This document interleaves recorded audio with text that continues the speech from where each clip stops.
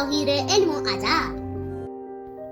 شهری در مرکز ایران، 221 کیلومتری جنوب غربی تهران، 85 کیلومتری شمال شرقی عراق، در حد فاصله جاده عراق آشتیان، از شمال به ساوه، از غرب به عراق، از شرق به قم و از جنوب به آشتیان محدود است. تفرش به دلیل محصور بودن در بین کوهها آب و هوایی سرد و خشک دارد. بیشتر تولیدات کشاورزی تفرش گردو و بادام است. اهالی این شهر بیشتر به کشاورزی، دامپروری، زنبورداری و صنعت مس مشغول هستند.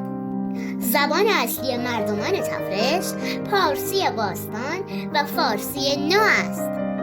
از آیین‌ها و آداب و رسوم خاص مردم تفرش میتوان به آیین برگزاری جشن زمستانی، آیین بارانخواهی و کوسه در آمدن که نوعی مراسم دعا برای طلب باران و رحمت است و از آیین‌های مذهبی میتوان به تعزیه خوانی و نخل‌گردانی اشاره کرد، به گونه‌ای که تفرش را مهد تعزیه ایران مینامند. گردو، بادام، نانهای محلی، قالی، گلیم، جاجین و ظروف مسی از سوغاطی‌های این شهر زیباست. تفرشی دوزی یکی دیگر از صنایع دستی این شهر است.